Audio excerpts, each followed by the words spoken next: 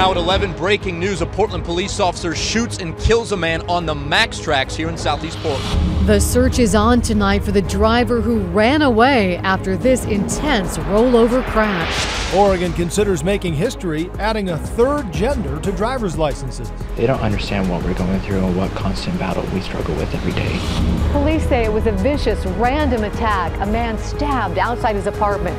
Tonight, the suspect is on the run and the victim is fighting for his life. Dogs rescued from horrible conditions. It's the worst of the worst that you could possibly imagine. Tonight, they're getting a second chance at the Oregon Humane Society. The Timbers get the go-ahead to expand their stadium. Now the city is giving up some tax money to make it happen. Plus, looking for a change of pace, the city that might pay you to move there. First tonight, breaking news in Southeast Portland. Police have shot and killed a man on the Max tracks. This happened in the area of 92nd and Flavel. KGW's Mike Benner is live at the scene with the latest. Mike? Yeah, Laurel, I can tell you a stretch of Southeast Flavel is still shut down at this late hour for the police investigation. It may be too difficult to tell in the darkness here, but a large police presence still on scene. That's because the transit police officers were involved in the shooting. Transit police, of course, made up of officers from multiple different agencies. Let's go ahead and show you some video we shot after arriving here on the scene. You'll notice Mayor Ted Wheeler and Chief of Police Mike Marshman were here. Authorities tell us this all unfolded a few minutes after 7. Officers were called out to a disturbance on Southeast Flavel near 92nd. The suspect, believed to be a man in his 20s, took off running. Officers gave chase right onto the Max tracks. Moments later, one of the officers shot the suspect. When it was safe to do so, other officers approached and tried to help the man, but he was declared dead here at the scene. Again, this was right on the Max tracks. As you can imagine, the large police presence drew quite a crowd of neighbors. Here's what one of them had to say. It's crazy. It's evolved into this. I mean, we've lived down here for 4 or 5 years, and you know, you see maybe 1 or 2 cop cars here and there, not the whole city of Portland, you know, all right here in one spot. So it's pretty scary. So the transit officer who opened fire happens to be a Portland police officer. He's on leave, which is standard protocol.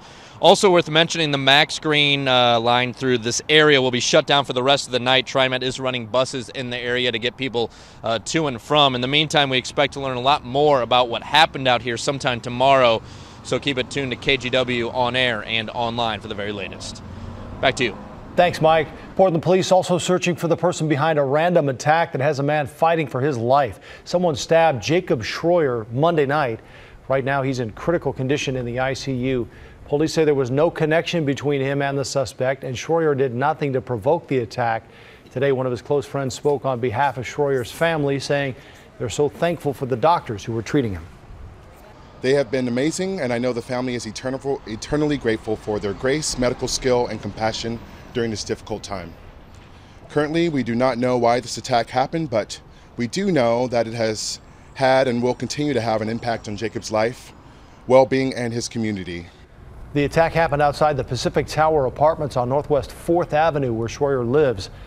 People close to him say his medical bills will not be fully covered by insurance, so they're trying to crowdfund the difference. In a developing story tonight, police need your help finding this woman. 50-year-old Lisa Twombly hasn't been in contact with her family or friends in 2 weeks, which they say is unusual.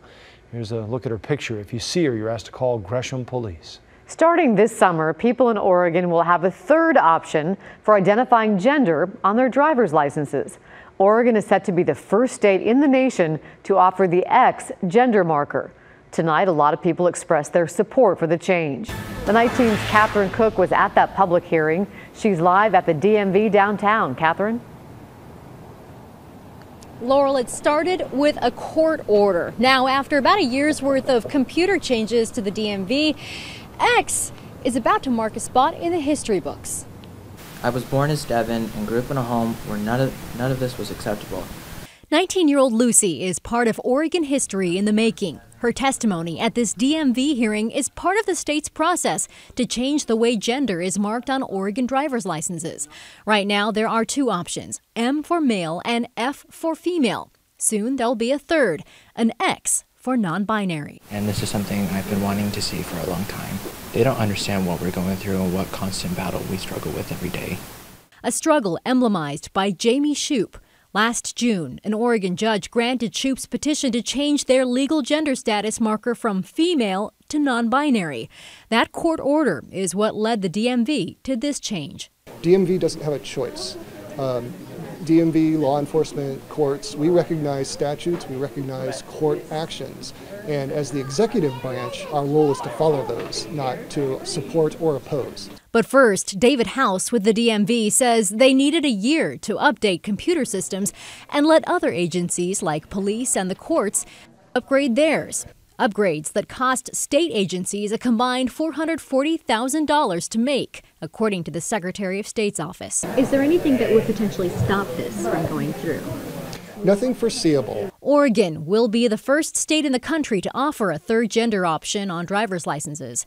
Another milestone for gender neutrality, and for Lucy, another moment of validation. We're not afraid of what people think of us or what they say about us. This is who we are. We are Oregon. This was the last public hearing, but you can still issue your comments online through ODOT through this Friday. DMV says if all goes as planned, they'll be able to offer that gender-neutral option starting in July. Back to you. Thank you, Catherine. Check this out. Surveillance video from Bremerton, Washington shows an SUV flying off the road late last night. The driver ended up running away from the scene. Take a look at pictures now after the fact. They show the incredible damage done to the car. Police tweeted out the video, hoping to find out more about what happened. Work is underway tonight to fill in a tunnel that collapsed at the Hanford nuclear site in eastern Washington. Crews want to seal up the radioactive danger as soon as possible. Officials maintain there was no radiation leak following the collapse yesterday, but investigators at our sister station King 5 talked with a state representative who's been warning this exact problem could happen for years.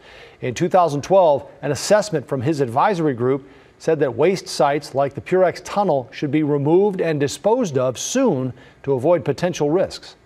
This was a disaster which was waiting to happen.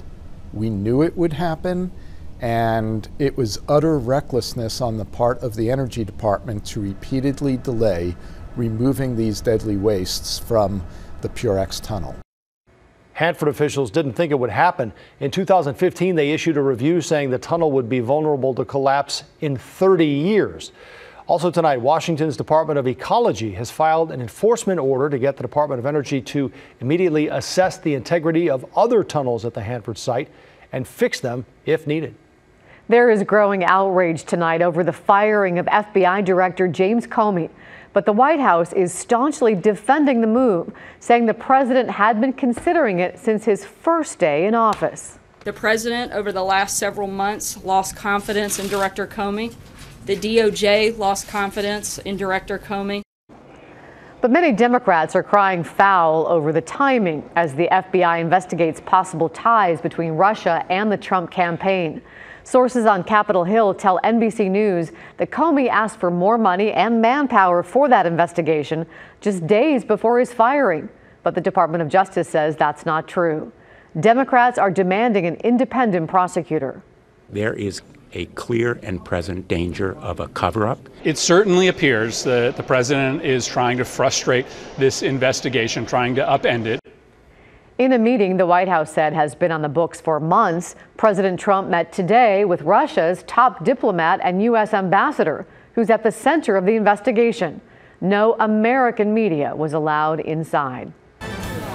City leaders now say Portland's homeless crisis is damaging protected land. Campers have been living at the Foster Floodland in southeast Portland, and crews can't even start repairs until the end of the summer at the earliest. They don't know how much it'll cost either, because every time one camp is swept out, a new one pops up. Neighbors are frustrated with the damage being done to what's supposed to be a natural area. You know, there's a little pond in the old backyard there, and that you had ducks in there, and they were probably nesting in it. Well, now they're gone. If it's going to be a natural area, it should be managed as a natural area. Biohazard crews were out today posting notices telling campers they'll need to leave. But our crew spoke to campers in the area who acknowledged they will likely be back soon. Mayor Ted Wheeler has proposed adding 4 full-time park rangers to Portland's staff. Neighbors say that plan is encouraging, but worry it's not nearly enough. Some residents at a Portland care center woke up to police lights outside their window early this morning. It turns out 2 suspects were hiding inside the facility. Police say the suspects may be connected to a robbery near Stark and 160th about 2:30 this morning. So I went out. They said, go out there and see for yourself. So I went out there and they was all over the place. They didn't come to my apartment or anything. I'm glad they caught the guy. They told me they caught the guy when I came outside. So that's all I wanted to hear. Fortunately, no one was hurt. There is now a $1,000 reward being offered for help catching the so-called TriMet barber. 30-year-old Gerald Walter, you see him here, is well known to police for secretly cutting women's hair on buses and in some cases doing sexual acts. He was caught on a bus camera again earlier this month after allegedly cutting a woman's hair again.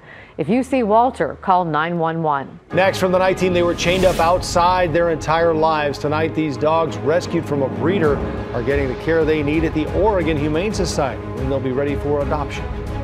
Plus, the deal Portland made with the Timbers today that will add thousands of seats to the stadium but cost the city millions of tax dollars.